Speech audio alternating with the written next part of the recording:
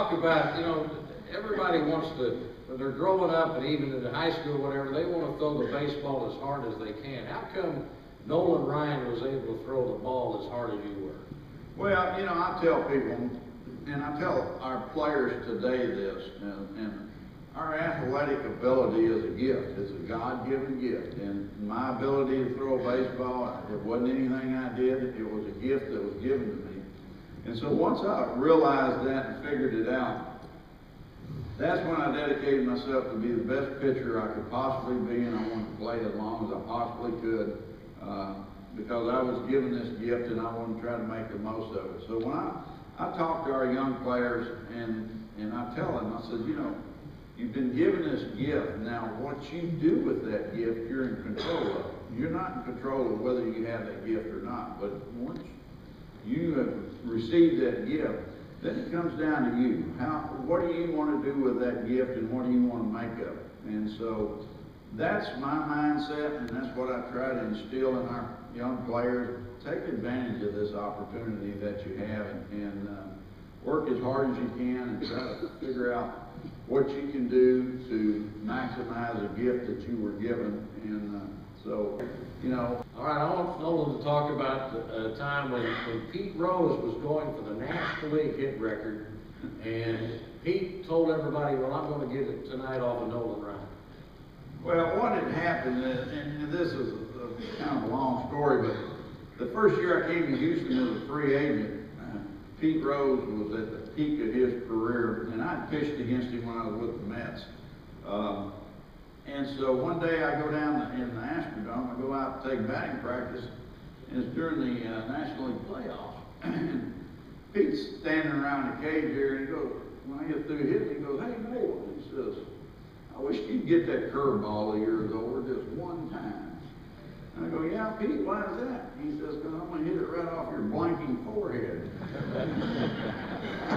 I thought, well, we'll see about that.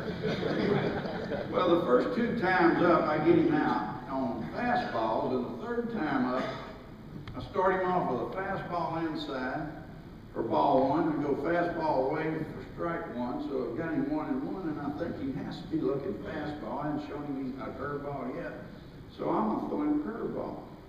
Well, as a pitcher, when the ball leaves your hand, you know, as long as I pitch, you know if it was the right pitch, and if it came out of your hand right, you knew it was going to be an effective pitch.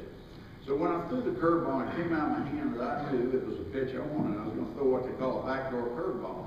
Started outside and it breaks over right over at the end, right over the corner of the plate. And so when I released it, I knew that I made the pitch. Well, Pete hit this vicious line drive, and it would have hit me right in the face, except I got my glove up and it hit me right there, dropped down on the mound. I picked it up and threw him out. Well, when he crossed the mound going to the dugout, he said some very ugly things. I said, that's fine, you know, you're out, see you later.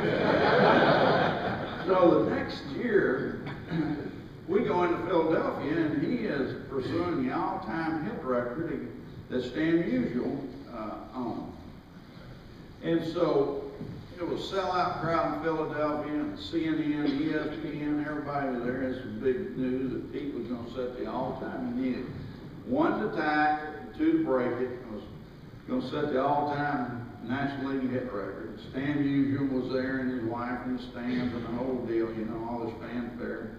And that morning, we stayed at the Hershey Hotel, and I go down and have breakfast, and I'm pitching that night, and I'm reading the Philadelphia Inquirer that Pete Rose had predicted in spring training that he would break the record on that day off of me. I thought, well, we'll see about that.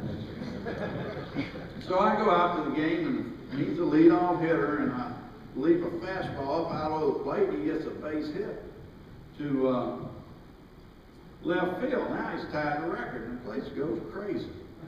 Well, the next three times up, I strike him out all three times, and the third time up, I strike him out on 3 straight curveballs. I'm standing there and I'm watching him, and he is so mad, and he has beaten his bat on the ground, and he shatters his bat, and takes it, and throws it in the corner of the dugout. throws his helmet in the dugout, and I'm watching him. He walks about halfway down the dugout, and he turns around and glares at me, and when he does, he salutes me. And I tell people, I said, that's the greatest compliment I ever got from a opposing hitter, was that Pete Rose saluted me. And then we went on strike that night, and he had to wait 6 weeks to break the record because it was a 6-week strike. And so then they opened after the strike was over, to start the next part of the season, they decided they're going to have the All-Star game, and they had it in Cleveland. Well, I was selected the All-Star team, and so was Pete and a bunch of other people. So I go to Cleveland, and then when I walk in the clubhouse in Cleveland, the clubhouse there, and I noticed right across from the front door of the clubhouse is Pete Rose is standing in his locker, and he's got his back to me. And Mike Smith's a teammate of his, and Mike's about 3 or 4 lockers down, and he sees me. He goes, "Hey, Pete, there's Nolan." Pete turns around and shoots me in the finger. So he went from saluting me to the next